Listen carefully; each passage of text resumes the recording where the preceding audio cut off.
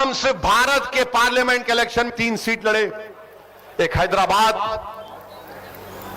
की आवाम को लाखों सलाम, हमने बीजेपी को फिर से हराया। नरेंद्र मोदी आकर मेरे खिलाफ कैंपेन किए। आपके मुख्यमंत्री को भी लाया गया था, बाबा भी आए थे। फिर ये राहुल गांधी भी आए थे, चार मीनार के दामन में जलसा किए। कांग्रेसी कह रहे थे कि हमको जलसा करने नहीं देगी मजलिस। हमने कहा करो चार मीनार के दामन में। हमारे लोकल डीसीपी साहब बोले कि सर आपको कोई एतराज नहीं है। बोले हम क्यों एतराज है, कोई कहीं पे कर सकता। जलसा किए, मीडिया के लोग आकर पूछे कि इनका जलसा हुआ। मैंने कहा हाँ, ये चार मीनार हमारे अब्बा की इमारत है, अब्बा के सामने आई है। कुछ नहीं चला, हार गए।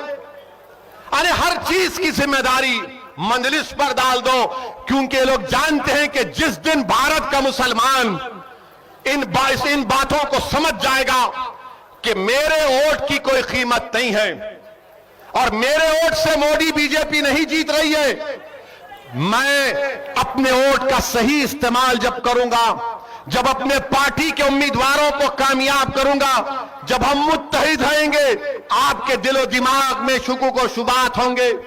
मेरी बात को याद रखना, जैसे जैसे चुनाव करीब आएगा लोग आएंगे जिसको मैं दल्ले कहता हूं। वो दल्ले आएंगे तुम्हारे दरमियान में जिन्होंने अपना जमीर बेच चुके हैं। और मैं इन दल्लों से कहा आओ मेरे से मुकाबला करो, बहस करो, तुम 10 मिनट नहीं कर सकते मेरे सामने। अब बोलेंगे नहीं नहीं मिलकर वोट डालो, मिलकर वोट डालो। देखो याद रखो, हम जब बचपने में थे तो हमने कहानी पढ़ी थी कि कहानी में था कि बच्चों को कहा जाता कि सो जाओ, शेर आएगा, फुरा डाकू आएगा, ये आएगा, वो आएगा। मेरे भाई, आपके इस बोलने से क्या हासिल हुआ बताइए? क्या आपने बीजेपी को रोक पाया? आपने वोट नहीं दिया, मुसलमान ने तो बीजेपी को वोट नहीं दिया। 2019, 2014 में पूरे मुल्क में, पूरे भारत में खाली 6% मुसलमानों ने बीजेपी को वोट दिया। अब आप बताइए फिर कैसे जीता मोदी? इसका जवाब आपके दिल में है, आपको मालूम है, आपको फैसला करना है। मेरे अजीज दोस्तों और बुजुर्गों, क्या आपको मालूम कि उत्तर प्रदेश में लोकसभा के चुनाव में सपा और बीएसपी मिले तो 75% मुस्लिम वोट इनको मिला। 75% आपने झोली भर भर के दिया इनको। आपके दिमाग में बात पैदा हो कि डालना है मुझे, मोदी को हराना है। अच्छा किया आपने, मगर हुआ क्या? अखिलेश यादव के घर के 3 लोग हार गए। हारे ना। कांग्रेस पार्टी के राहुल गांधी अमेठी से हार गए। हारे ना। और वो हमको बोल रहे कि हम यहां पर क्या कहा, विजिटर हैं, मेहमान हैं। प्यारे, तुम्हारी मेजबानी मैं करने आया हूं।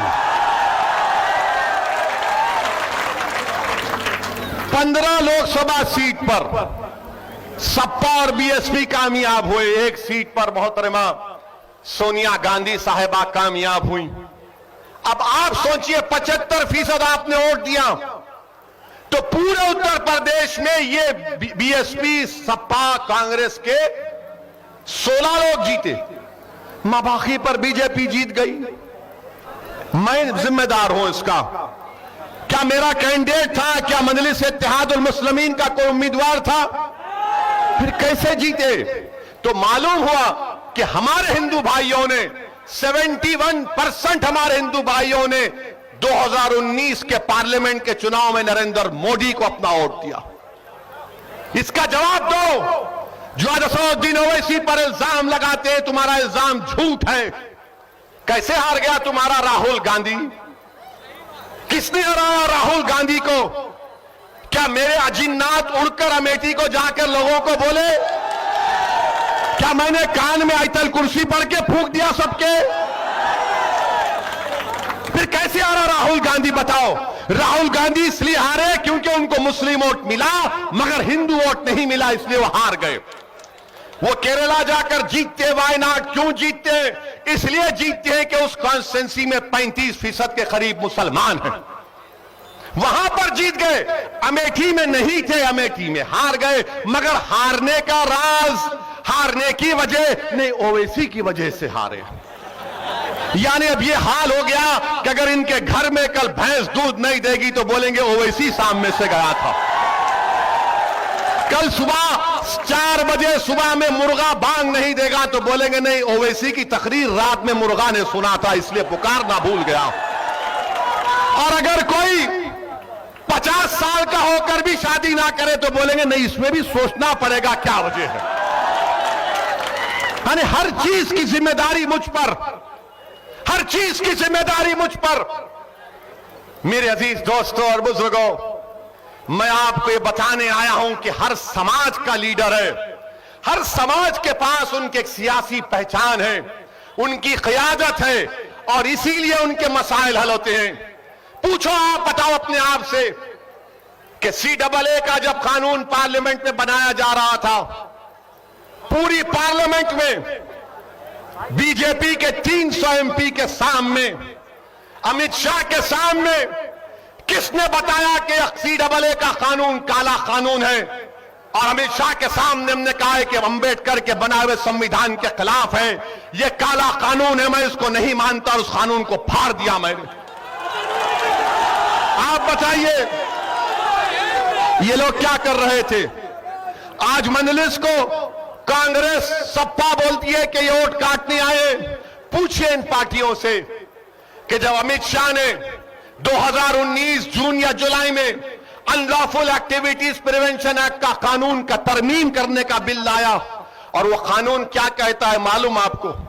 दिल्ली में NIA का एक इंस्पेक्टर कानपुर के किसी एक बच्चे को टेररिस्ट करार दे सकता है बगैर उस पर कोई केस आए। उस कानून की तायीद किसने की? कांग्रेस ने की। उस कांग्रेस की तायीद, उस कानून की तायीद समाजवादी पार्टी ने की। उसकी मुखालिफत कौन किया? कौन तरमीमात पेश किया? किसने उस कानून के खिलाफ वोट दिया? वह मजलिस इत्तेहादुल मुस्लिमीन असदुद्दीन ओवैसी और इम्तियाज जलील। क्यों किया आपने तायीद की? क्यों समाजवादी ने और कांग्रेस ने तायीद की? इनके पास कोई जवाब नहीं है। मेरे अजीज दोस्तों और बुजुर्गों, ये सब लोग हारते हैं। 2017 का चुनाव हार गए, कांग्रेस और समाजवादी मिल गए। तो एक गाना, क्या गाना था वो शौकत, कि यूपी को ये 2 लड़के पसंद है। कहा था ना, यूपी को ये 2 लड़के पसंद है। बह गए 300, बीजेपी जीत गई। फिर आपने 2 साल के बाद पार्लियामेंट में बहन जी के साथ अलायंस किया। आप नहीं